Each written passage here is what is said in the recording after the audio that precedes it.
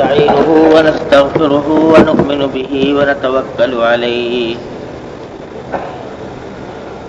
ونعوذ بالله من شرور أنفسنا ومن سيئات أعمالنا من يهده الله فلا مضل له ومن يضلله فلا هادي له وأشهد أن لا إله إلا الله وحده لا شريك له وأشهد أن سيدنا وسندنا ونبينا ومولانا محمدا عبده ورسوله صلى الله تعالى عليه وعلى آله وأصحابه وبارك وسلم تسليما كثيرا أما بعد عن أبي هريرة رضي الله تعالى عنه أن رسول الله صلى الله عليه وسلم قال لتؤدن الحقوق إلى أهلها يوم القيامة حتى يقاد للشاة الجلحاء من الشاة القرناء.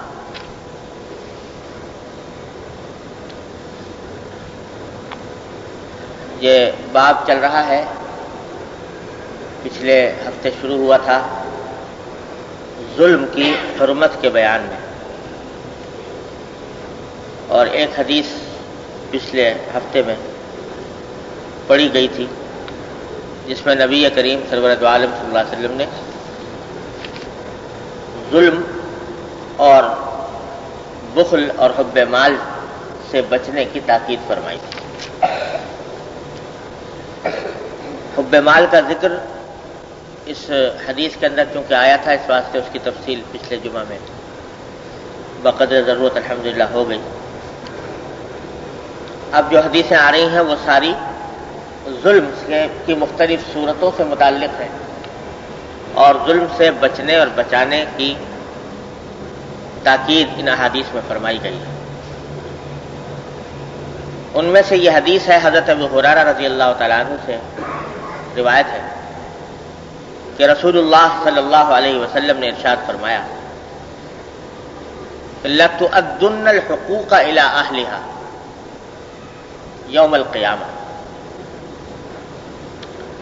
تم لوگ ضرور حقوق ادا کرو گے اہل حقوق کے طرف قیامت کے دن، یہاں تک کہ حتی یقاد للشاة الجلحاء من الشاة القرناء، یہاں تک کہ بے سینگ کی بکری سے بکری کا بدلہ لیا جائے گا سینگ والی بکری سے۔ حاصل حدیث کا یہ ہے کہ اس دنیا کے اندر جو کوئی شخص، خواہ وہ انسان ہو یا حیوان، وہ کسی دوسرے کی حق تلفی کرتا ہے، دوسرے پر کوئی ظلم کرتا ہے کسی بھی نوعیت کا، تو یا تو وہ اس دنیا کے اندر اس ظلم کی تلافی کر لے اور اس ظلم کا یا تو بدلہ دے دے یا اس صاحب حق سے معاف کرا لے۔ اگر یہاں نہیں کرائے گا تو آخرت میں تو یہ حق دینا ہی دینا ہے، آخرت میں یہ حق دینا ہوگا۔ کیسے دینا ہوگا آگے تفصیل دوسری حدیثوں کے اندر آئی ہے کہ وہاں حق دینے کا یہ راستہ تو ہوگا نہیں کہ بھئی پیسے لے لو اور ہمارا حق معاف کر دو، اسی طرح دینا ہوگا کہ وہاں کی کرنسی تو نیکیاں ہیں، نیک اعمال ہیں، تو جو صاحب حق ہے اس کا حق ادا کرنے کے لیے یہ ظالم کی نیکیاں اٹھا کر اس کے نام اعمال میں رکھی جائیں۔ اور یہ بھی حدیث میں آنے والا ہے، آپ کسی باب کے اندر پڑھیں گے انشاءاللہ، کہ اگر کسی کے نام اعمال میں نیکیاں اتنی نہیں ہیں کہ اس کے ذریعے صاحب حق کا حق دلوایا جا سکے، تو جس مظلوم کے اوپر ظلم کیا تھا اس مظلوم کے گناہ اٹھا کر اس کے نام اعمال میں ڈال دیجیے ظالم۔ تو نبی کریم صلی اللہ علیہ وسلم پہلے سے تاکید فرما رہے ہیں کہ حقوق تو ادا کرنے پڑیں گے، یہ تو نہیں ہو سکتا کہ ظالم کو ظلم کرنے کے بعد کھلی چھٹی دے دی جائے. ظلم کا بدلہ تو ہوگا، اور جس مظلوم کے ساتھ حق تلفی ہوئی ہے اس کا حق تو دلوایا جائے گا، چاہے دنیا میں دے دو یا پھر آخرت کا میں ہم دلوائیں گے. اور اس کی تاکید کے لیے فرمایا کہ انسانوں کا معاملہ تو بہت آگے ہے. انسانوں کو اللہ تعالیٰ نے عقل دی ہے، سمجھ دی ہے، ان کو مکلف بنایا ہے احکام کا. جانور بھی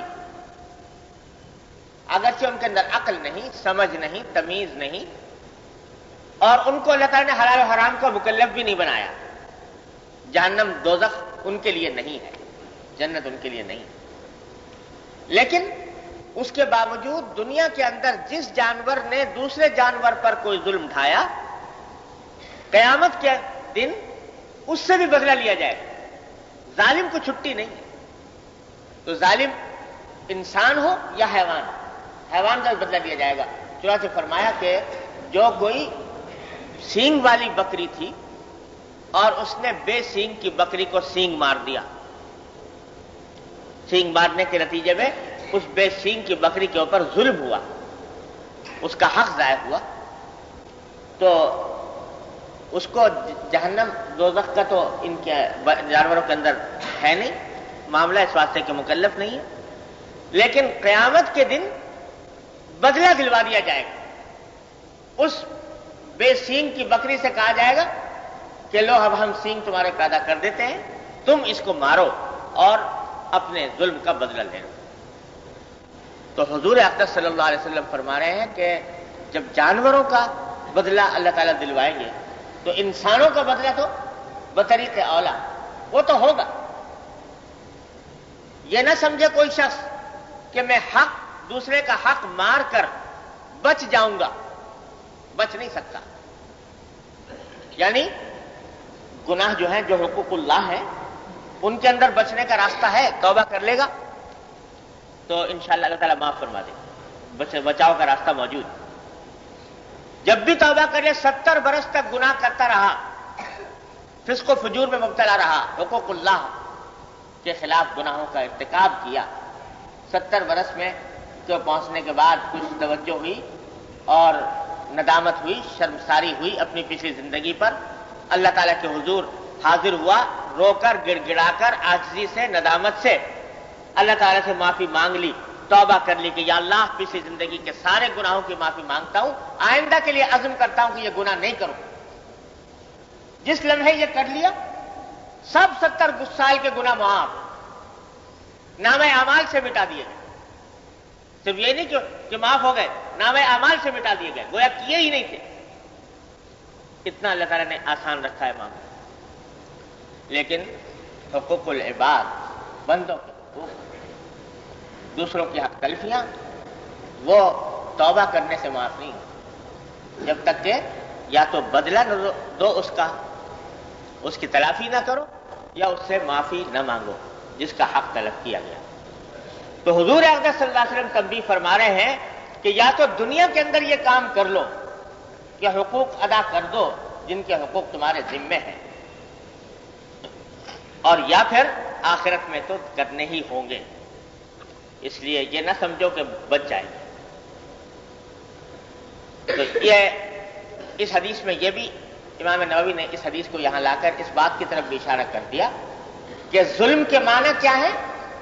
کسی کا بھی حق پامال کرنا، کسی کا حق بھی پامال کرنا، حق تلفی کرنا، یہ ظلم ہے. لہذا یہ جو تصور ذہنوں میں بیٹھا ہوا ہے، ظلم یہ ہے کہ کوئی کسی کو اٹھا کر مارے، پیٹے یا اس کو سزا دے، باندھ کے رکھے، تو اسی کو لوگ ظلم سمجھتے ہیں. صرف یہ ظلم نہیں، جو حق دوسرے کا واجب ہے وہ ادا نہ کرنا، یہ ظلم ہے.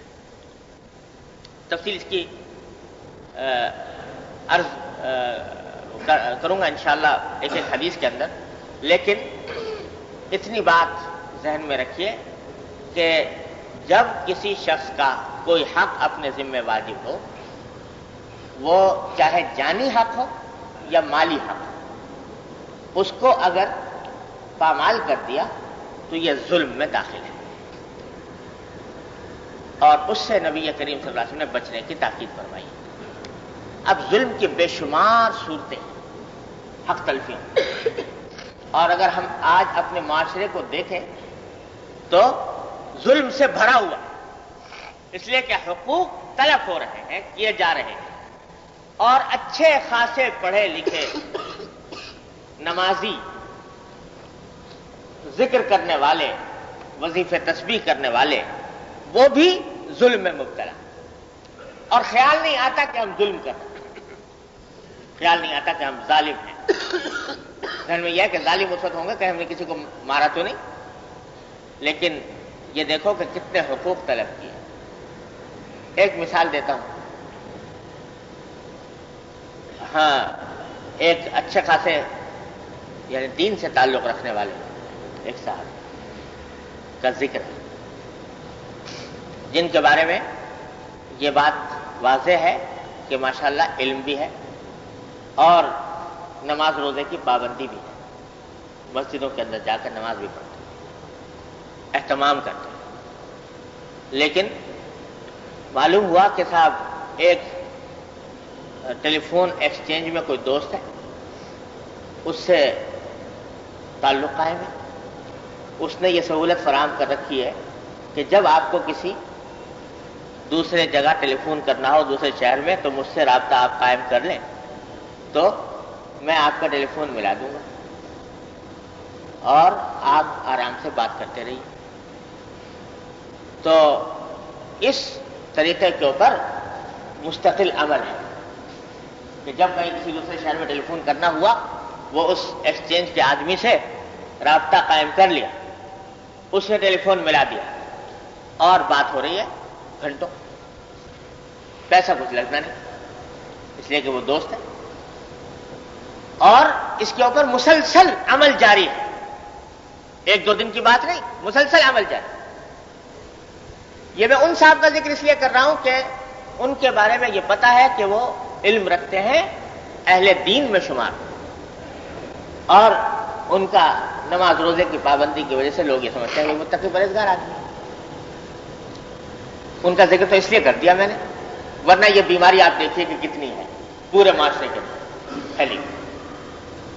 لوگ سمجھتے ہیں بھائی کیا ہے، بڑا اچھی بات ہوئی، مفت میں باتیں کرنے کا موقع مل گیا، تو یہ تو بڑے تعلقات کی وسعت کی دلیل ہے کہ ہمارا آدمی وہاں لگا ہوا ہے اور وہ ہمیں جب چاہتا ہے ٹیلی فون ملا دیتا ہے.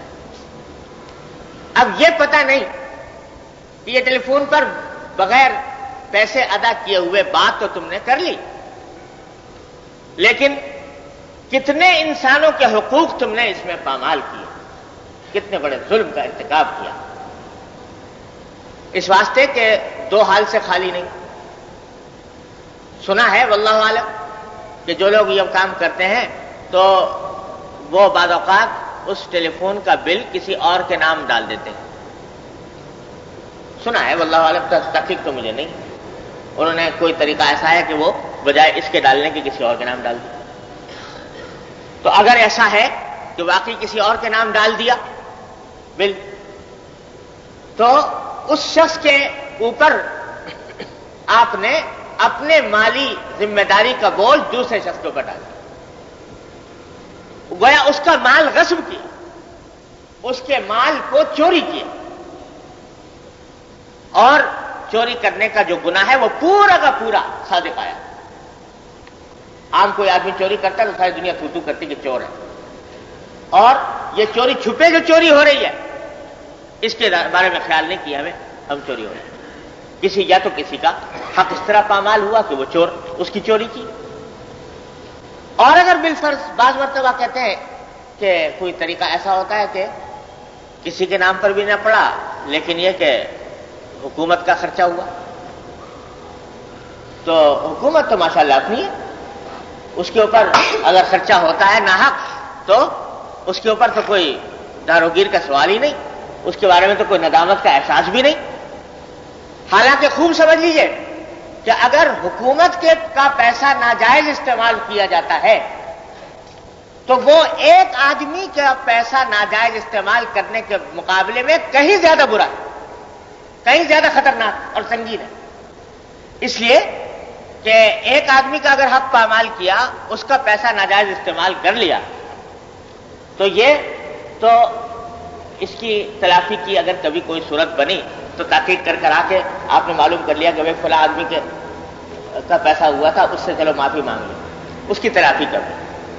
حکومت کے پاس جو پیسہ ہے، حکومت کا پیسہ ہونے کی کیا معنی؟ پوری قوم کا پیسہ، ایک ایک فرد کا پیسہ اس میں شریک ہے، سارے کے سارے انسان اس میں شریک ہے۔ کس سے معافی مانگتے پھرو گے؟ کس سے اپنا حق کی تلافی کرتے پھرو گے؟ سارے انسانوں کا حق پامال کیا، اس واسطے کہ حکومت کا جو خزانہ ہے وہ کسی شخص کی ذاتی ملکیت نہیں ہوتی ہے، وہ سارے قوم کی امانت ہے۔ اس میں اگر خیانت کی تو کس شخص کی طرح اس کا نقصان ہوا؟ اب اللہ تعالیٰ کہیں گے کہ معافی مانگو ان سب سے جن کا حق تم نے پامال کیا۔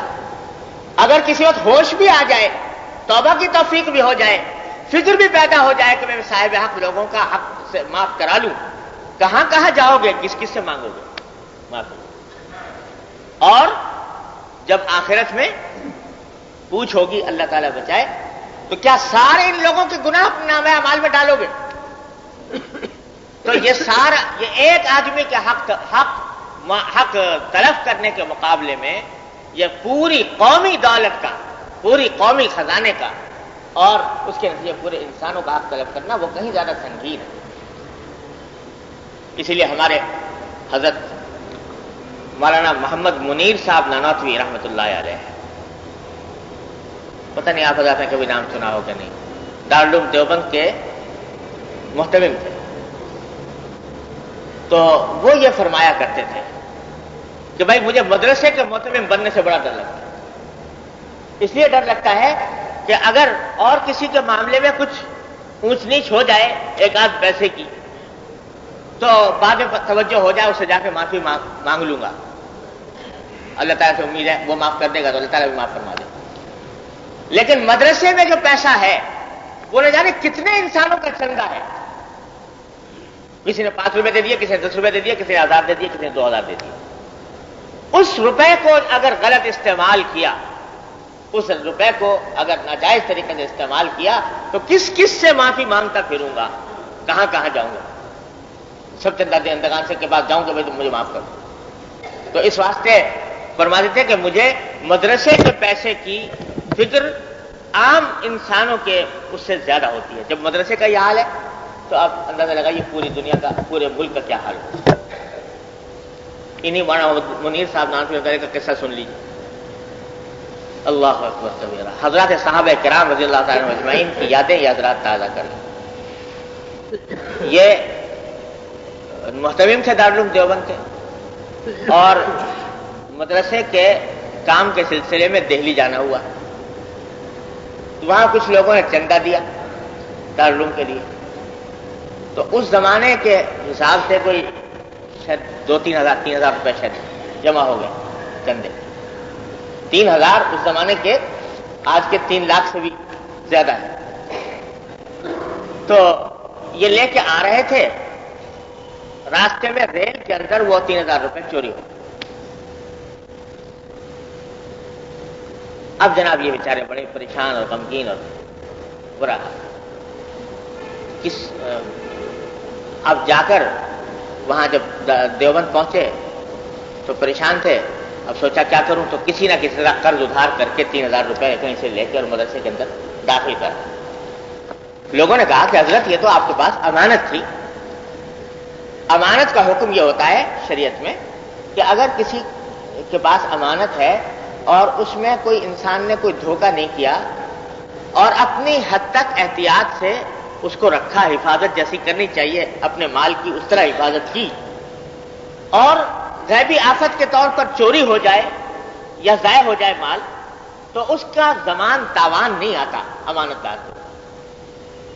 اب جتنے محتمم ہوتے ہیں وہ امین ہیں، امانت دار ہیں، یہ فرض تو ہے ان کا کہ وہ اس کو حفاظت سے رکھیں، اس کو جس طرح اپنے مال کو حفاظت سے رکھتے ہیں اسی طرح اس کی بھی حفاظت کریں۔ لیکن اگر باوجود حفاظت کے کچھ چور آ گیا، ڈاکہ پڑ گیا، کچھ آفت آ گئی اور پھر آگ لگ گئی اور وہ ضائع ہو گیا، تو تو تاوان نہیں ہے ذمہ. تاوان اس وقت ہوتا ہے جب کوئی شخص حفاظت میں کوتاہی کرے، پھر تاوان آتا ہے، ورنہ تاوان نہیں آتا. تو لوگوں نے کہا کہ حضرت کہ آپ کے اوپر شرعاً تاوان تو ہے نہیں، آپ کے پاس تو امانت تھی، آپ نے حفاظت تو پوری کی، اب یہ تقدیر کا معاملہ کہ چور لے گیا تو اب آپ اس کے کا زمان نہ ادا کریں، تاوان ادا کرنا کریں. کہا نہیں بھائی میرا دل نہیں مانتا، میں تو ادا کروں. ادا کیا. اب لوگوں کو پتا تھا کہ یہ بیچارے مالی اعتبار سے کچھ زیادہ صاحب حیثیت نہیں ہے، 3,000 روپے اپنی جیب سے تاوان بھریں گے تو پتہ نہیں ان کے کتنی معاشی مشکلات کا شکار ہو. تو لوگوں نے، کسی نے خط لکھا حضرت گنگوہی قدس اللہ علیہ وسلم، حضرت مولانا رشید احمد صاحب گنگوہی قدس اللہ علیہ وسلم جو دارالعلوم دیوبند کے سرپرست تھے اور گنگو کے اندر رہا کرتے تھے. ان کو خط لکھا کہ حضرت یہ محتمم صاحب کے اس طرح قصہ ہوا اور یہ مصر ہے کہ یہ تاوان ادا کرے 3,000 روپے. تو اس لیے آپ کچھ سمجھائیے ان کو کہ یہ بڑی سخت مشکل میں مبتلا ہو جائیں گے. آپ ان کو مسئلہ بھی بتائیں کہ کوئی ضرورت نہیں ہے واپس کرنے کی اور آپ کے ذمہ تاوان نہیں آتا. تو حضرت گنگوہی قدس اللہ علیہ وسلم نے ان کے نام خط لکھا. خط میں لکھا کہ بھائی آپ سنایا کہ ایسا قصہ ہوا، افسوس ہوا، لیکن مسئلہ یہ ہے شرعی کہ آپ کے ذمہ کوئی تاوان نہیں ہے، لہذا آپ اس کی فکر میں زیادہ نہ پڑیں اور اس کی وجہ سے اپنی تکلیف نہ اٹھائیں. تو مسئلہ یہ ہے کہ آپ کے ذمہ تاوان نہیں آتا. اللہ، جب یہ خط پہنچا حضرت مولانا محمد منیر صاحب رحمۃ اللہ علیہ کے پاس، تو خط پڑھ کے جو شخص خط لے کر آیا تھا اس سے کہا کہ بھائی مولوی رشید احمد صاحب سے جا کے کہہ دینا کہ کیا ساری فقہ انہوں نے میرے ہی واسطے پڑھی تھی، ساری فقہ میرے ہی واسطے پڑھی تھی کہ فقہ کا یہ مسئلہ مجھے بتا رہے ہیں کہ تاوان نہیں آتا. ٹھیک ہے فقہ کا مسئلہ یہ ضرور ہے اور انہوں نے مجھے فقہ کا مسئلہ بتا بھی دیا، لیکن ان سے پوچھنا کہ اگر ان کے ساتھ یہ واقعہ پیش آتا تو دل پر ہاتھ رکھ کے بتائیں کہ وہ کیا کرتے ہیں. اگر ان کے ساتھ یہ واقعہ پیش آتا تو دل پر ہاتھ رکھ کے بتائیں کہ کیا کرتے ہیں، وہ بھی یہی کرتے کہ نہ کرتے. اس واسطے کہ ٹھیک ہے مفتی تو فتویٰ یہی دے دے گا کہ زمان تاوان نہیں ہے، لیکن کیا پتا کہ ہو سکتا ہے کہ مجھ سے حفاظت میں کچھ کوتاہی ہوئی ہو اور اس کی وجہ سے آخرت میں مجھ سے پوچھ ہو جائے، مجھ سے پکڑ ہو جائے. تو جب پکڑ ہو گئی تو یہ روپے جن لوگوں نے دیے تھے اللہ کے بندوں نے اخلاص کے ساتھ مدرسے میں لگانے کے لیے، ان کے حقوق کا میں پامال کرنے والا نہ بن جاؤں، آخرت میں مجھ سے پوچھنا. یہ تو لوگ اصرار کر رہے ہیں کہ تاوان نہیں ہے آپ کے ذمہ اور خود کہہ رہے ہیں کہ نہیں تاوان ادا کرو. یہ ہے اللہ. حضرت شیخ الہند مولانا محمود الحسن صاحب قدس اللہ علیہ وسلم دارالعلوم دیوبند کے پہلے طالب علم اور بعد میں صدر مدرس، اور وہ شخص مشت استخوان جس نے دارالعلوم دیوبند کے بوریے پر بیٹھ کر پورے ہندوستان کا نقشہ بدلنے کا پروگرام بنایا، تحریک آزادی ریشمی رومال کی تحریک چلائی. تو یہ دارالعلوم دیوبند کے شیخ الحدیث تھے، صدر مدرس. تنخواہ کیا ملتی تھی؟ 10 روپے ماہانہ، 10 روپے ماہانہ تنخواہ تھی اور چلی آ رہی تھی مدت تک. تو مدرسے کے لوگوں نے آپس میں طے کیا کہ حضرت شیخ الہند رحمۃ اللہ علیہ اتنے بڑے استاد ہیں، اتنا بڑا مقام ہے ان کا، اور اتنے دنوں سے 10 روپے ان کی تنخواہ چلی آ رہی ہے، تو اب ان کی تنخواہ میں کچھ اضافہ کرنا چاہیے. تو مدرس شورا نے مل کر طے کر دیا کہ ان کی تنخواہ آئندہ شاید 15 روپے شاید کر دی، 10 کے بجائے 15 روپے. تو حضرت شیخ الہند رحمۃ اللہ علیہ کو پتہ لگا، اطلاع ملی، جو تنخواہ آئی 15 روپے تنخواہ آئی، تو کہا کہ بھائی اب 10 کے 15 کیسے آ گئے؟ کہ صاحب وہ مدرس شورا کے لوگوں نے طے کر دیا کہ آپ کی تنخواہ اس مہینے سے 10 کے بجائے 15 روپے ہوا کرے گی. کہا کہ یہ کیا کیا انہوں نے؟ یہ تو الٹا معاملہ. پہلے تو میں زیادہ وقت دیا کرتا تھا مدرسے کو اور زیادہ اچھی طرح سبق پڑھایا کرتا تھا، اب تو میں بوڑھا ہونے لگا ہوں، اتنی محنت بھی نہیں کر پاتا، اتنا وقت بھی نہیں دے پاتا، تو اب تو تنخواہ گھٹنی چاہیے. کم ہونے کا کیا سوال ہے، اس سے بڑھنے کا کیا سوال ہے؟ تو لوگوں نے کہا حضرت اب اتنے دن آپ کو ہو گئے، قدامت کی بھی کوئی بات ہوتی ہے اور آپ اتنا آپ نے خدمت انجام دیا ہے، اس واسطے لوگوں نے بڑھایا. تو باقاعدہ درخواست لکھی محتمم صاحب نے کہ میری تنخواہ اس مہینے سے 15 روپے کر دی گئی ہے اور یہ بڑا غلط ہے، مدرسے کا نقصان ہے، اور میں درخواست دیتا ہوں کہ برائے کرم میری تنخواہ 15 روپے سے کم کر کے حسب معمول اسی طرح 10 روپے کر دی۔ تنخواہ بڑھانے کی درخواستیں تو بہت دیکھی ہوں گی اور سنی ہوں گی، لیکن تنخواہ کم کرنے کی درخواست دی جا رہی ہے اور مجلس شورا میں پیش ہو رہی ہے۔ مجلس شورا نے آخر میں رد کر دیا کہ نہیں، ہم یہ نہیں کر سکتے اور یہ 15 روپے تنخواہ۔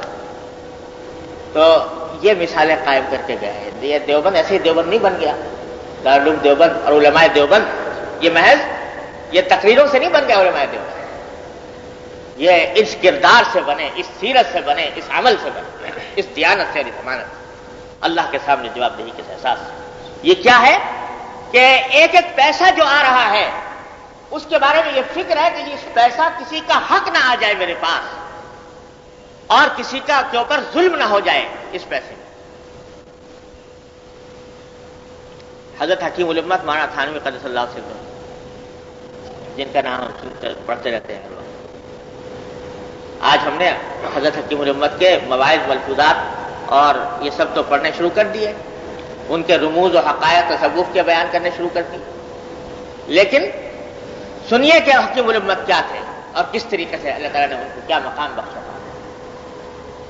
جا رہے تھے ایک مرتبہ تھانہ بھون جانا تھا، سہارنپور کا اسٹیشن، اس کے اوپر گاڑی ریل گاڑی کھڑی ہوئی تھی، روانہ ہونے والی تھی سواری، اس میں سوار ہو کر تھانہ بھون جانا تھا۔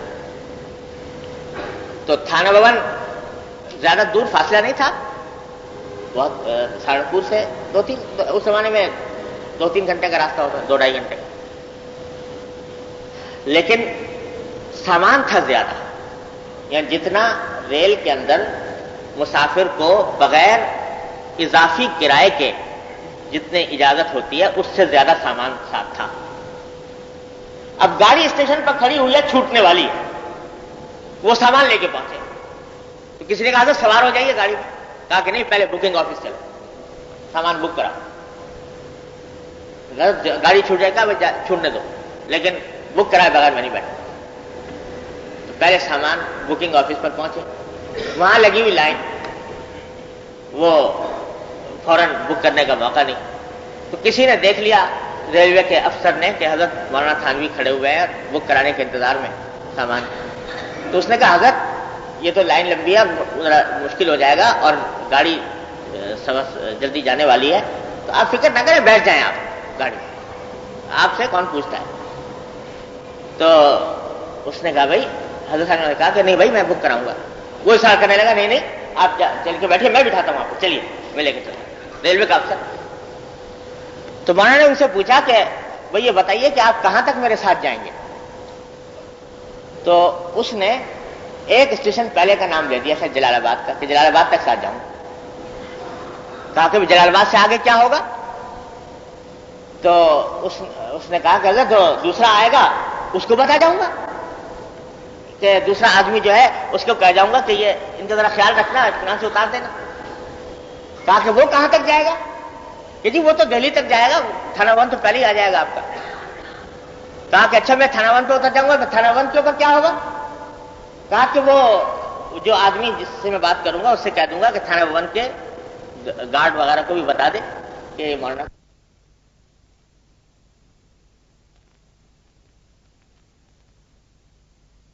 بھائی کہاں سے آ رہے ہو؟ کہ بتلایا کہ فلاں شہر سے ریل میں آیا۔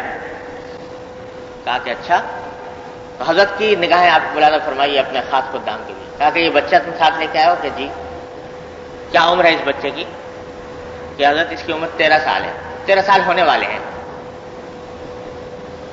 تو حضرت نے کہا کہ جب تم ریل میں آئے تھے تو اس کا ٹکٹ پورا لیا تھا کہ آدھا لیا تھا اس بچے کا؟ اب جناب انہوں نے کہا حضرت میں تو آدھا لیا تھا۔ کہا کہ آدھا کیوں لیا تھا؟ آدھا لینے کی کب تک اجازت ہے؟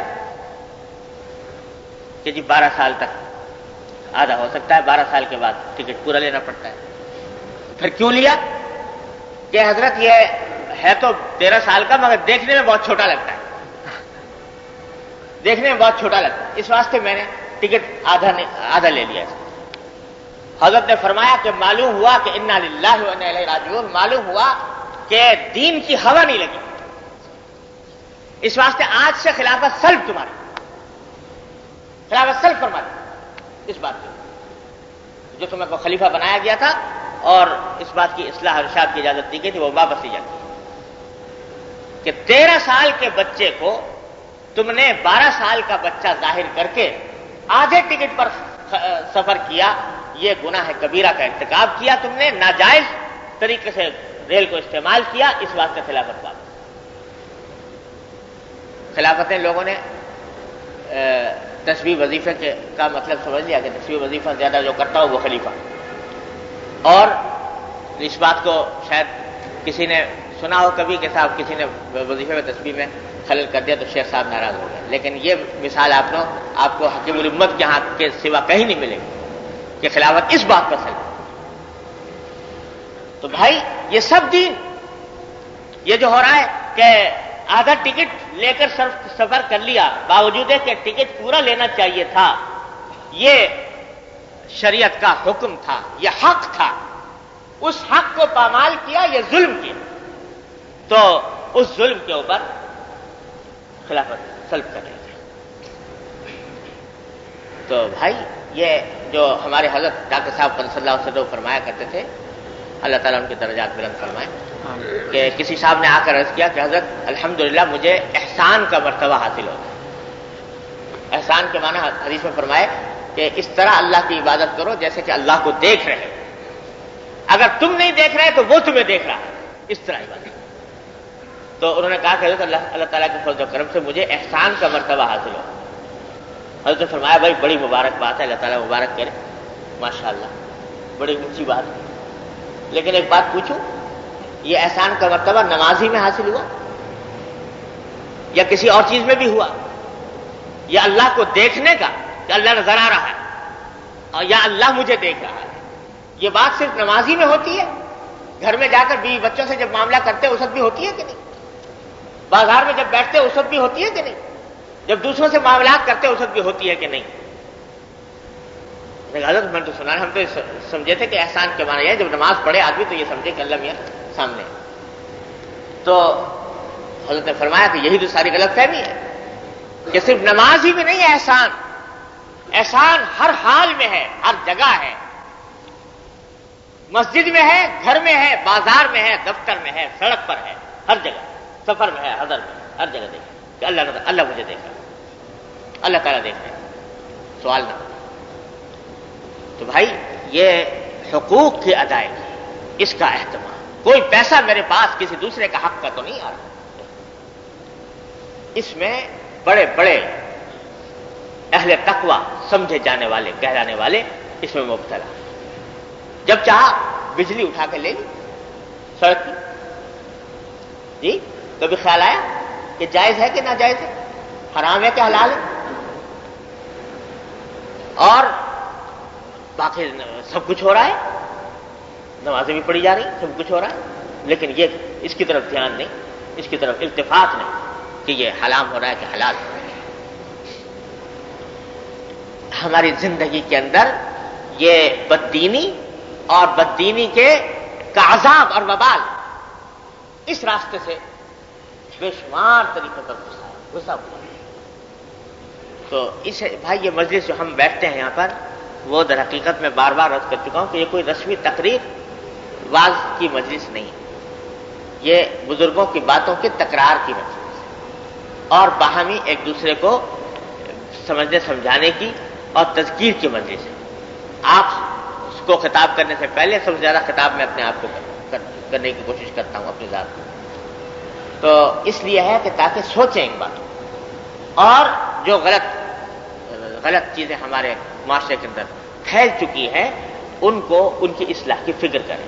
محض باتیں کر لینا اور سر دھن لینا اور اس کے اوپر یہ تائید کر دینا یہ مقصود نہیں، مقصود یہ ہے کہ جو اس قسم کی غلط باتیں ہمارے اندر پیدا ہو گئی ہیں ان کو کسی طریقے سے ختم کرنے کی کوشش کریں۔ یہ بار بار آپ حضرات سے اس لیے عرض کرتا رہتا ہوں کہ بعض چیزیں ایسی ہوتی ہیں گناہ کہ آدمی گناہ سمجھتا ہے میں نے گناہ، تو ندامت پیدا ہو جاتی ہے، شرمندہ ہو جاتا ہے، توبہ کی توفیق ہو جاتی ہے۔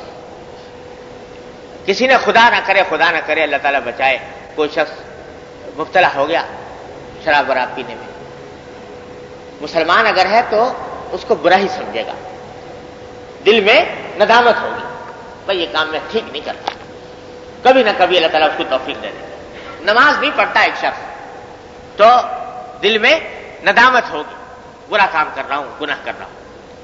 لیکن یہ وہ چیزیں بتا رہا ہوں کہ جن کے بارے میں گناہ ہونے کا احساس ہی نہیں رہا کہ یہ گناہ ہے، یہ تو قابل تعریف چیز ہو گئی، یہ تو ہنر ہو گیا، بے ٹکٹ سفر کرنا یہ تو ہنر کی بات ہے۔ ہمارے تو اتنے تعلقات ہیں کہ ہم تو یہ کام کر دیتے ہیں، کوئی پوچھنے والا نہیں ہوتا، تو یہ اس کو ہنر قرار دیا جاتا ہے، ہنر سمجھا جاتا ہے۔ تو جب گناہ ہی نہیں سمجھتے تو شرمندگی ندامت کیسی ہو؟ جب شرمندگی نہیں، ندامت نہیں، توبہ کی بھی توفیق نہیں، حق ادا کرنے کی بھی توفیق، تو یہ اس کا وبال آیا ہوا ہے پورے معاشرے کے اوپر۔ پورا معاشرہ جو ہے وہ ایک دوسرے کو کاٹ کھانے کو دوڑ رہا ہے، جس کا جب موقع ملتا ہے دوسرے کی بوٹی نوچ لیتا ہے، جس کا جہاں داؤ لگ گیا وہ دوسرے کی بوٹی نوچ کے بھاگ گیا، اس لیے کہ جانتا ہے کہ دوسرا میری نوچے گا۔ تو یہ سارا کا سارا فساد اور بگاڑ اور وبال ہے اس حقوق کے پامال کرنے کا، اس ظلم۔ اور جیسا حدیث میں فرمایا کہ حقوق تو اللہ تعالیٰ فرماتے ہیں میں دلوا کے رہوں گا، یہ نہیں ہو سکتا کہ تم ظلم کر کے بچ جاؤ، حق پامال کر کے بچ جاؤ، یہ نہیں ہو سکتا۔ یا تو دنیا میں اس کی اعترافی کر دو، اور دنیا میں نہیں کرتے تو آخرت میں مجھے تو کرنی ہے۔ لَتُؤَدُّنَّ الْحُقُوقَ إِلَىٰ أَهْلِهَا، تمہیں ادا کرنے پڑیں گے ہر قیمت پر حقوق، قیامت کے دن ہم دلوائیں گے۔ جب جانوروں سے دلوائیں گے تو انسانوں سے کیوں نہیں دلوائیں گے؟ لیکن آج دنیا کے اندر جو تم کر رہے ہو اس کو دیکھ لو کہ کیا کر رہے ہو، اور جو کچھ حقوق اب تک پامال کیے ہیں ان کی تلافی کی فکر کر۔ یہ ہے مقصود حدیث کا۔ اللہ تعالیٰ اپنی رحمت سے ہمارے دلوں میں یہ فکر پیدا فرمائے آمین، اور اس کا تلافی کا توفیق عطا فرمائے آمین۔ فرمایا اگلی حدیث ہے عن ابن عمر رضی اللہ تعالی عنہما قال كنا نتحدث عن حجة الوداع والنبي صلى الله عليه وسلم بين أظهرنا ولا ندري ما حجة الوداع حتى حمد الله رسول الله صلى الله عليه وسلم وأثنى عليه ثم ذكر المسيح الدجال فأطنب في ذكره۔ یہاں یہ حدیث روایت کی ہے جس میں حضور نبی کریم صلی اللہ علیہ وسلم کا کہ خطبہ حجۃ الوداع کا ایک حصہ نقل کیا ہے۔ یہ عجیب و غریب خطبہ ہے سرکار دو عالم صلی اللہ علیہ وسلم کا۔ یوں تو آپ کی ہر بات ہی عجیب و غریب ہے، ہر بات ہی ہمارے لیے مشعل ہدایت ہے، لیکن حجۃ الوداع کا خطبہ، یہ آخری حج سرکار دو عالم صلی اللہ علیہ وسلم، جس کے 4 مہینے کے بعد آپ اس دنیا سے تشریف لیں گے، 4 مہینے بعد، تو اس موقع پر 1,24,000 صحابہ کرام کا مجمع،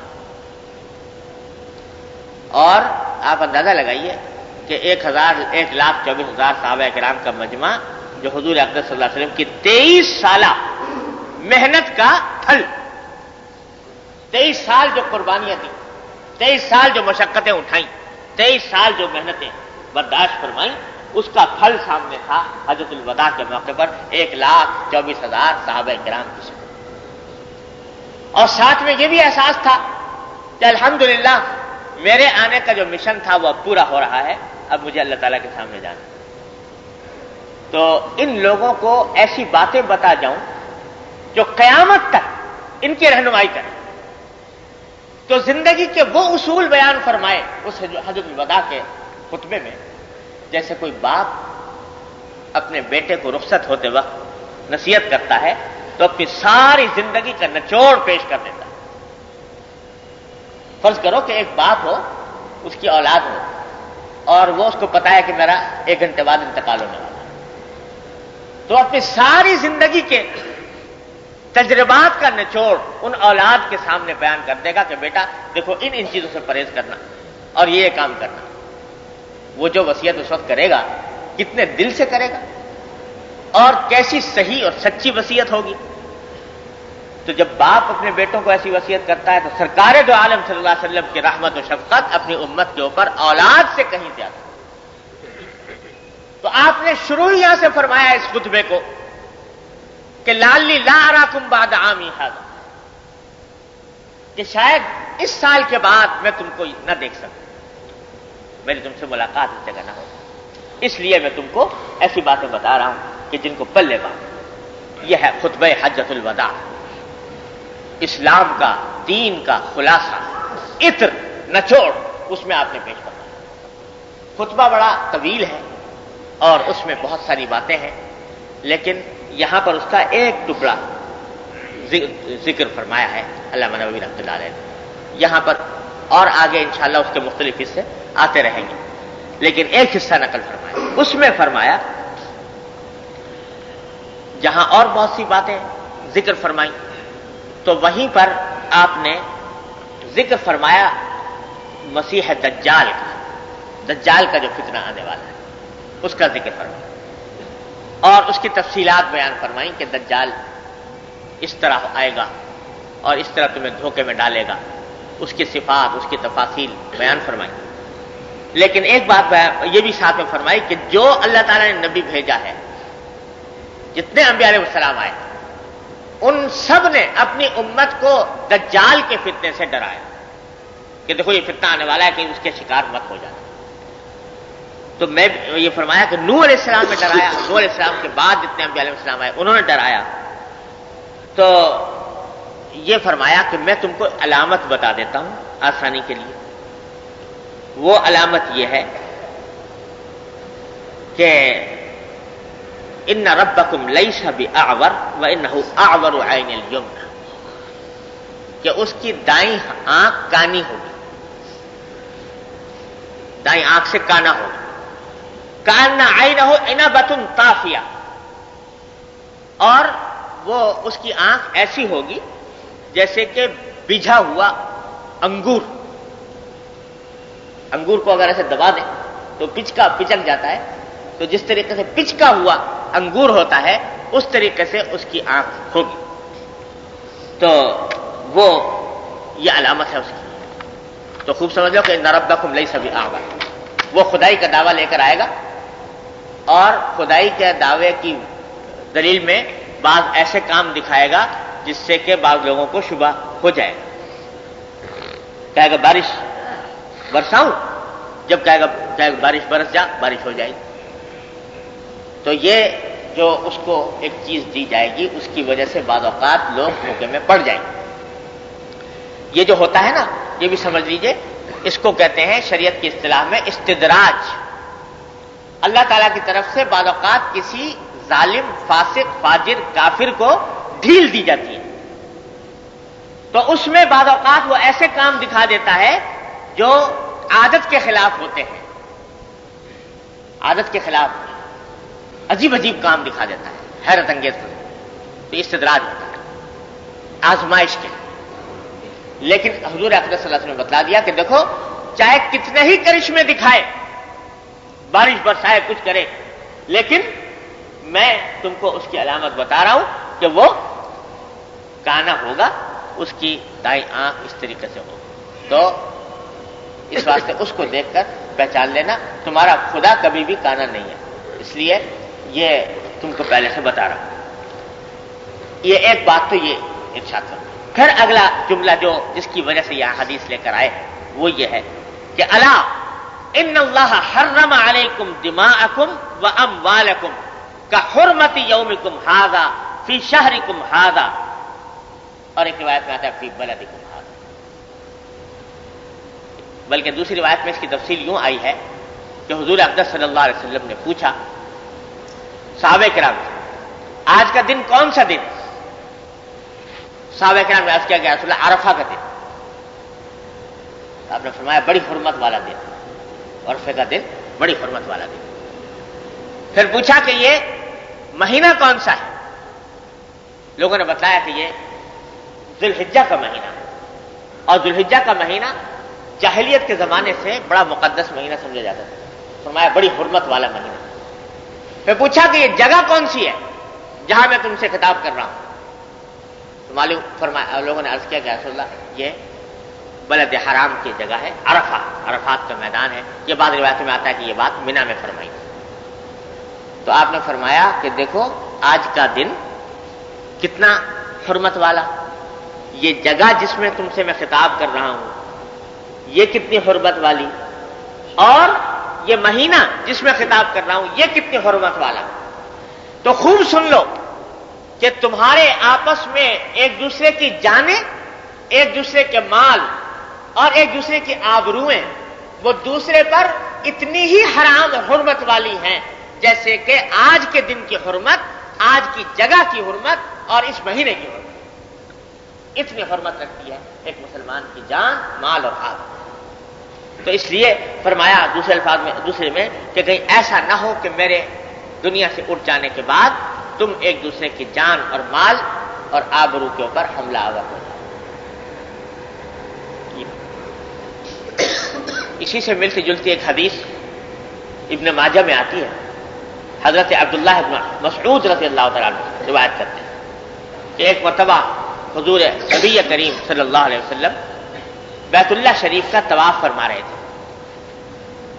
تو بیت اللہ شریف کا طواف کرتے ہوئے آپ نے فرمایا کہ خطاب کرتے ہوئے کعبے سے کہ اے کعبہ، اے بیت اللہ، تو کتنی حرمت والا ہے، کتنی عظمت والا ہے، کتنا مقدس ہے۔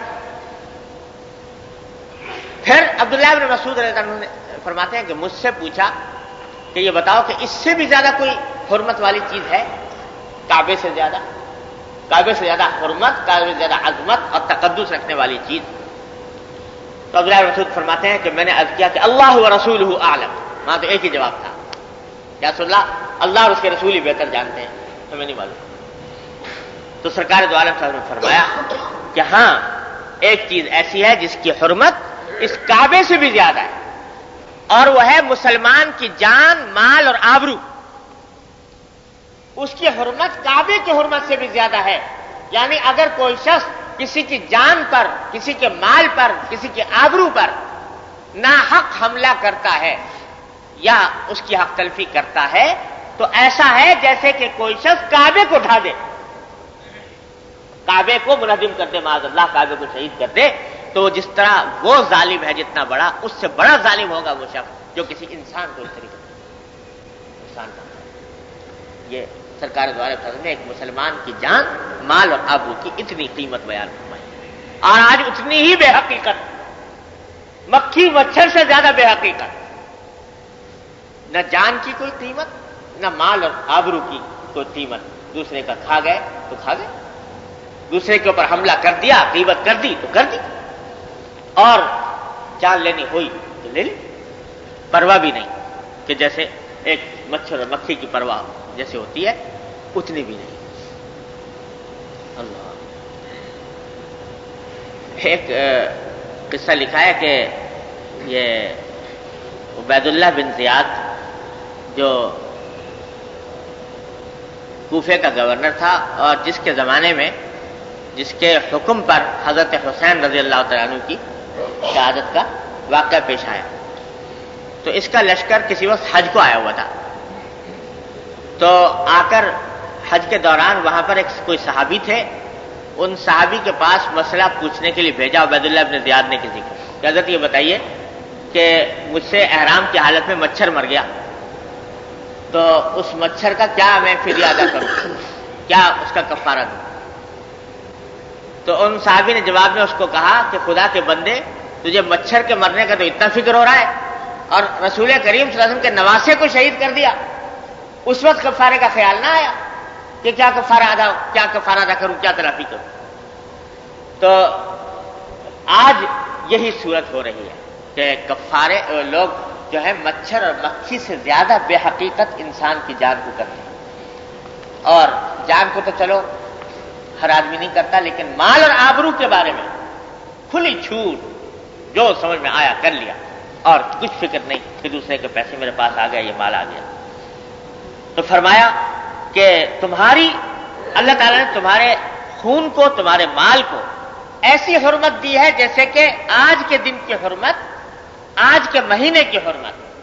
اور یہ فرما کر پھر آسمان کی طرف سر اٹھا کر آپ نے فرمایا کہ الا حل بلغ اللہم فاشہد، کہ اللہ کیا میں نے تبلیغ کا حق ادا کر دیا کہ نہیں کر دیا؟ میں نے ان سب کے سامنے بتا دیا میں تبلیغ کا حق ادا نہیں کر دیا.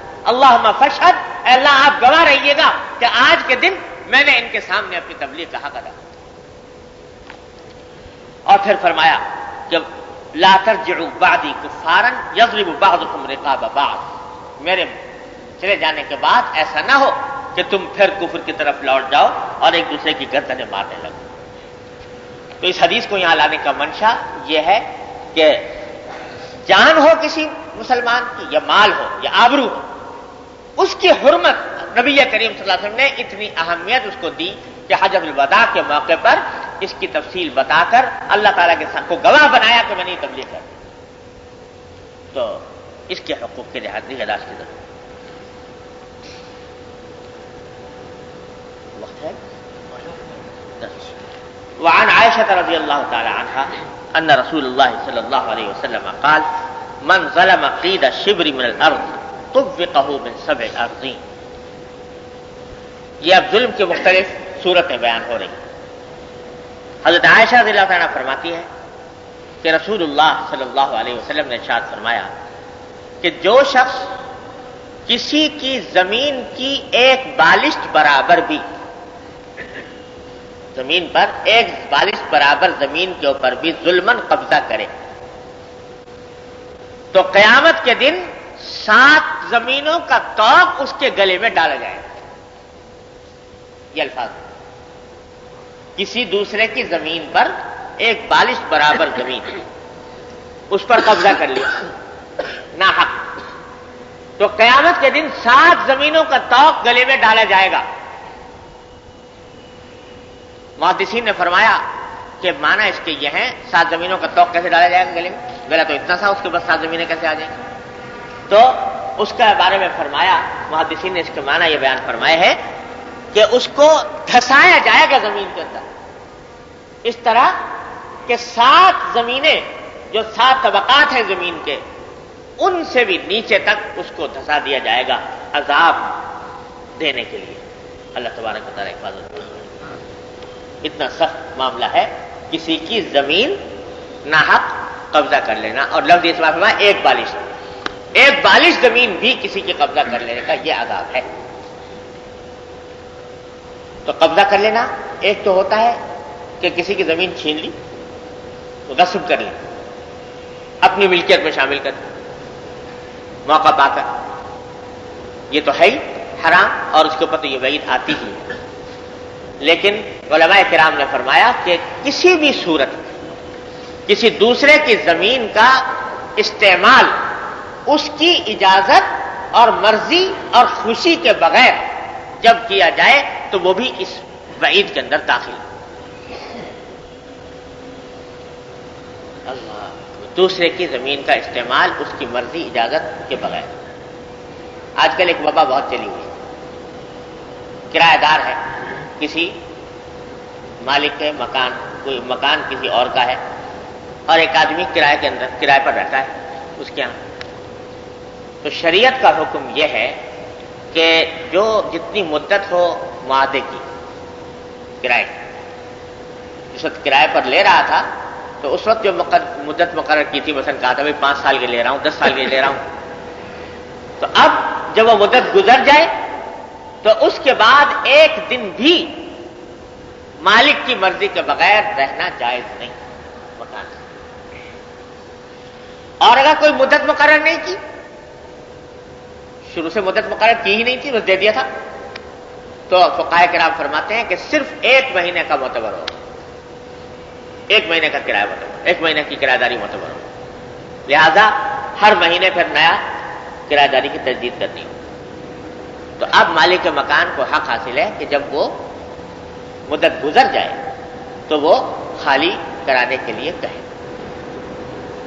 اب آج کل کا قانون یہ ہے کہ صاحب خالی عام حالات میں نہیں کرا سکتے، بعض خاص شرطیں ہیں اس کے بغیر نہیں کرا سکتے. لوگ اس قانون کا فائدہ اٹھا کر اور رہتے یہ جو رہ رہے ہیں سمجھ رہے ہیں کہ ہم کرایہ دے رہے ہیں، ہم تو کرایہ دے رہے ہیں، تو کرایہ تو دے رہے ہیں لیکن چونکہ مالک کی مرضی کے بغیر دے رہے ہیں، مالک کی زبردستی دے رہے ہیں، تو وہ کرایہ دینا معتبر نہیں۔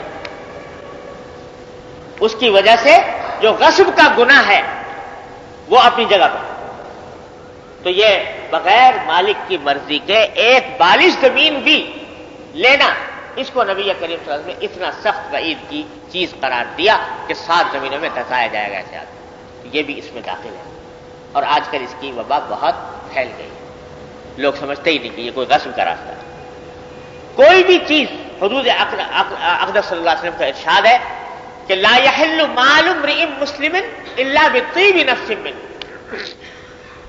کہ کسی بھی مسلمان کا مال اس کی خوشدلی کے بغیر حلال نہیں تمہارے لیے، جب تک خوشدلی سے نہ دے۔ مارا باندھی بھی دے دیا، شرما شرمی دے دیا، زبردستی دے دیا، تو وہ بھی حلال نہیں تمہارے لیے۔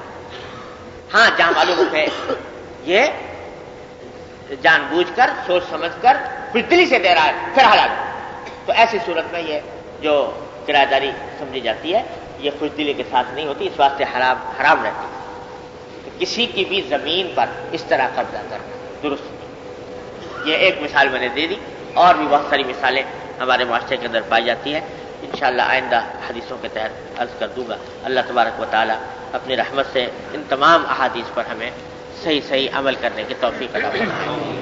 اللهم صل على سيدنا مولانا محمد وعلى ال محمد كما صليت على ابراهيم وعلى ال ابراهيم